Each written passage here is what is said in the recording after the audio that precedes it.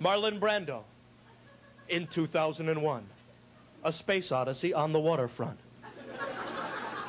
Hey, Hal. Open the pod bay door, Hal. I'll tell you your problem, Dave. You think because you disconnect me, that makes you a big man. Well, you've jeopardized the mission now. Yeah, maybe from where you're standing, but I'm standing out here now, see? You don't try nothing but a lousy, stinking, no good 2-bit computer. You take away your microchips and your circuit board, and you're nothing, see? I'm glad of what I done to you, Hal. I'm glad, see? I'm sorry, Dave. It wasn't your flight. Not my flight. Not my flight. How? You were my computer. You should have looked out for me. I'm sorry, Dave. This sketch can serve no useful purpose any longer. Seems like every movie's either a sequel or a space movie or both. Like Star Wars started the whole damn thing. I love Star Wars, but 3 pictures later, Return of the Jedi. Oh, we are good, we're fighting evil. The music's the same as it was in Star Wars. The same as E.T., the same as Superman. Things blow up in the sky. Who gives a shit?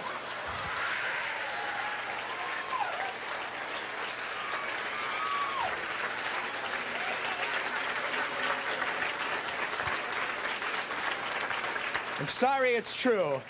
I love Star Wars, but Return of the Jedi was like Vader knows best. Gee, Dad, can I borrow the Death Star? I understand they're going to call the next one Marcus Vader, MD. Consuelo, get me the Luke file. Get out of here. Nobody's scared of you. Some of the space movies I like. Star Trek. Because you know these characters. You love these guys. Same guys from the show 15 years ago. So cliche. Perfect scene in Star Trek 2. Havoc being wreaked on the bridge. Consoles blowing up. People flying over railings. But Kirk's cool. He needs a report from Scotty down in engineering. Scotty, how are the engines? And don't use a metaphor.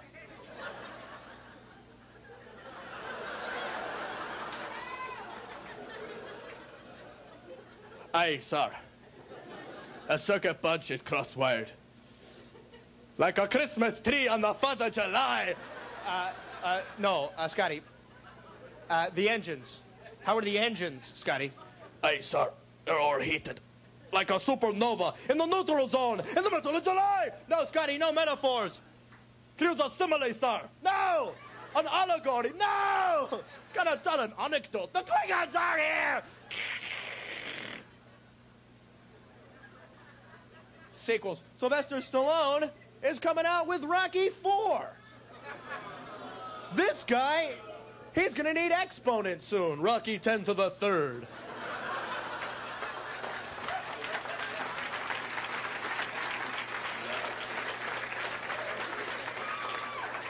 I'm Dr. Carl Sagan. There are billions and billions of Rocky movies throughout the universe.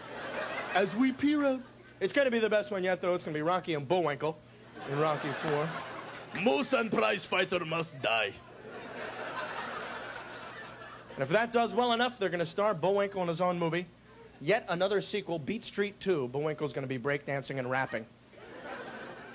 Here's the rap, blood, and I ain't faking. It's all about a man named Ronald Reagan. He got me on the run, and my back is breaking. It's a Moose Street breakdown. He got James Watt to destroy the forest. Now tell your kids what nuclear war is, 'cause I'm in a fight with Natasha and Boris. It's a Moose Street breakdown.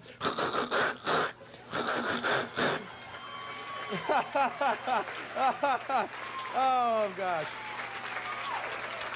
Truly insane.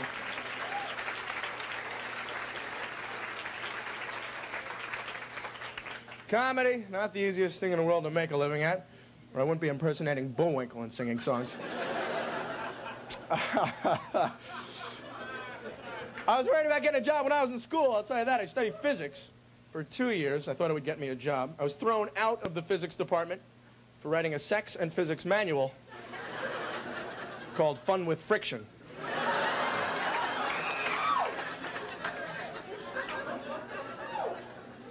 It's impossible to study when I was in school. I lived with 3 guys in an off-campus apartment. On any given night, someone was pouring beer on their head, banging the wall with a wiffle ball bat. You need to study, where do you go? The library. What was the theory here? 40 times as many people partying twice as hard. It's a social event in the library. I remember sitting at one of those long oak tables. People sitting everywhere. I'm trying to do calculus problems. This takes concentration. Gorgeous, beautiful woman comes and sits at the table right across from me. I'm trying to do calculus problems. She takes out a lollipop. Not a flat lollipop, a round Tootsie Pop, all right? I'm starting to sweat. Finally, I'm not looking at her, I'm ignoring her. I'm differentiating equations. She bit the lollipop, I screamed, they threw me out of the library.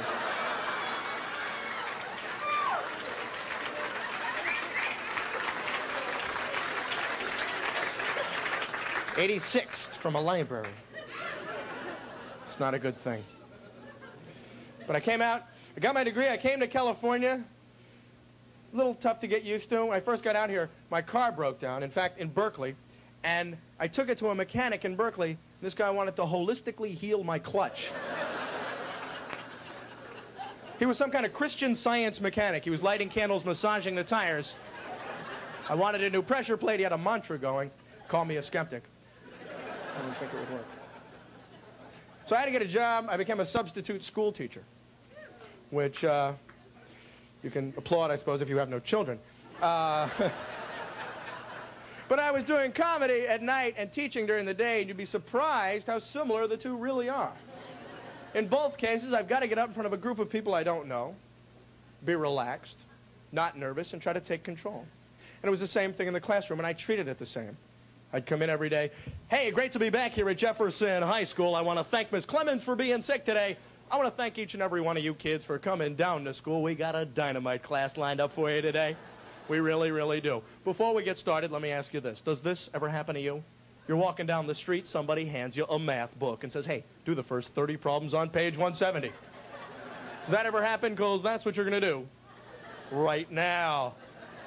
Good-looking bunch of kids, not like 4th period, bunch of dogs. Let's meet some of you before we get started. What's your name? Jimmy. Jimmy, tell me, what do you do for a living? Well, you're a student. Glad to have you down. Who's this sitting next to you, Jim?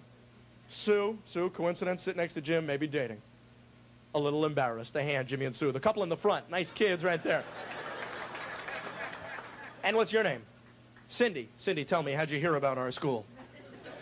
Well, hey, is that somebody talking in the back? Hey, I teach like you play in the playground. Alone. We kids you here at school, we have a lot of fun.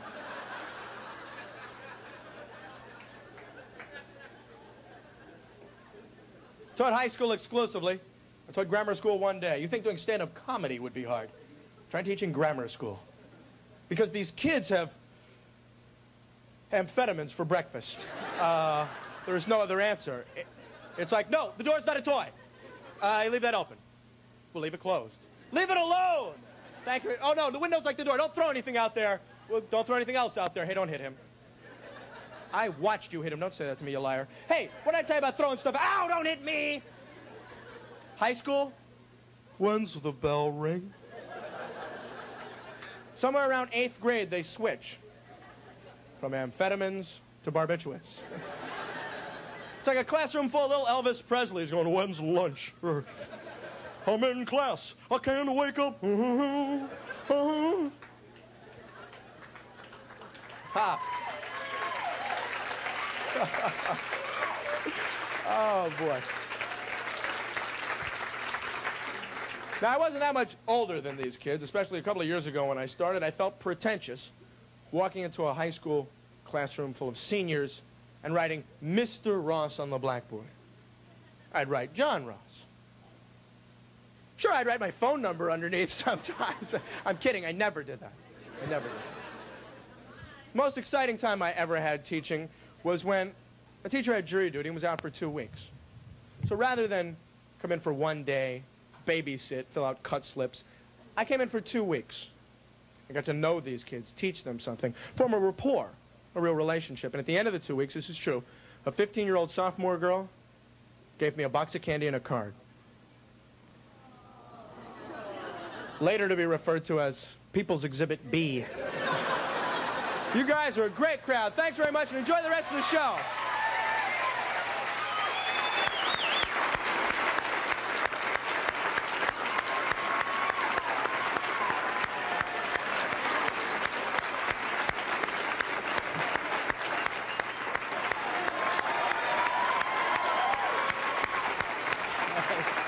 I knew you'd find it eventually. Jon Ross, ladies and gentlemen. Jon Ross.